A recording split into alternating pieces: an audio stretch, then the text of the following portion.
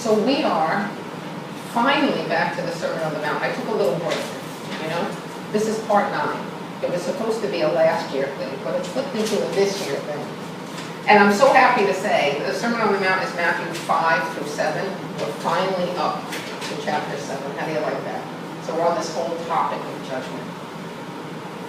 I think from time to time, we all can judge harshly the behaviors of others, of ourselves, of circumstances that we find in ourselves, and we label them, don't we? Good or bad. We label a day. Today's a bad day, it's raining. Oh, it's a sunshiny day, it's a good day. You know, that we have a tendency to think of things in relative terms, right? We might form an opinion before thorough investigation, and by doing so, we immediately start to steer our lives down one path or another, right? Because we know that as we think, so does life tend to manifest. And even if you know for sure that the other party meant you harm, and I would venture to say most times we can't know that for sure. Some people have a different way of speaking. I'm Italian, we speak with our hands and we speak loudly, and sometimes people are like, what are you so mad at? And it's just passion. It's just passion. Amen. Right? Some fellow Italians in the house. Amen. And when we set the energy of love in motion, what do we get back? Don't be shy now. Yeah, of course. In some form, again, maybe not from the same person, maybe not on the same day, one per year. But we get back love. And isn't that interesting sometimes? That's why I like to journal after I meditate, because it's sometimes those small movements. Right? It's not this big bang, it hits the earth always in the spiritual path. Sometimes it's very small.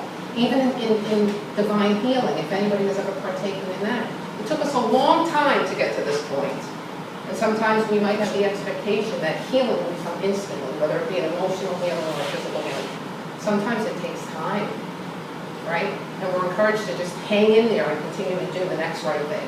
And if we do the next right thing, the next right thing is sure to follow. In God's time, in God's time.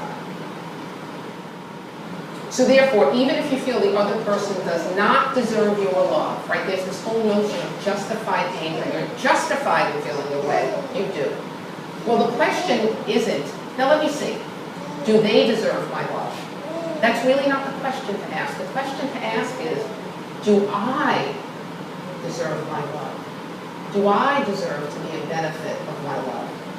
Because just like when we pray for people, we have some prayer warriors here, and there's people on the prayer team. There's no possible way to evoke a prayer for somebody without reaping the benefit in some part yourself. There's no possible way. Just like meditation is a practice, just like affirmative prayer is a practice, it's a practice.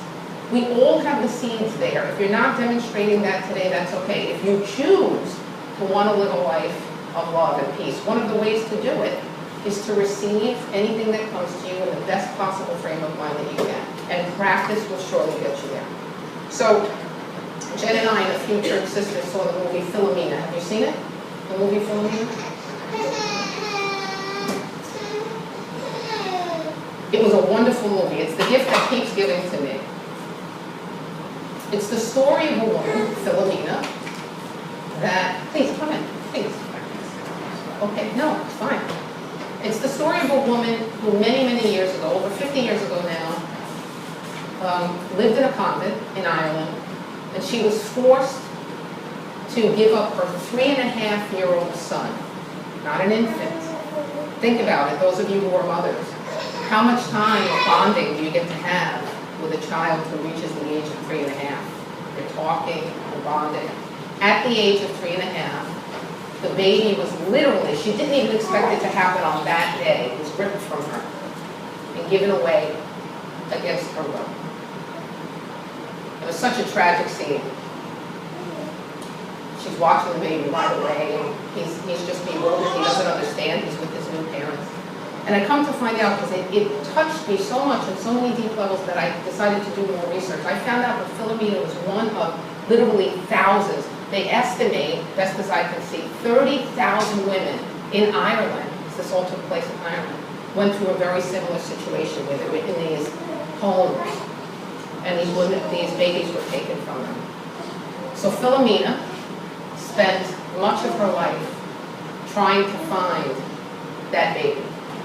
She would go back to that very convent where she was forced to live. She was an unwed mother, you know, she was forced to live there. She would go back and she said, do you have anything? Do you have any records where I could possibly find that my son, she didn't want to interrupt his life, she wanted to know that he was living a good life. And each time she was turned away. And even after she found out that her son had passed away, and he too, in the end of his life, had been back to that convent, looking for her, she decided that she would not hold anger. It was just quite amazing, because when she finally found out she had hired somebody, and when she finally found out that he was dead, she found that out in the U.S., he lived in the U.S. She was so devastated. It was as if he died all over again. It was as if, she lost him. She was grieving him all over again. But Philomena refused to hold on to her judgment and pain, even though no one here, and nobody who watched the movie, would be willing to say she was not entitled. Sure, she was entitled to her pain, and her anger, and her fury, much like we would be. And in fact, there's a very pivotal scene that she runs into one of the nuns, very elderly now.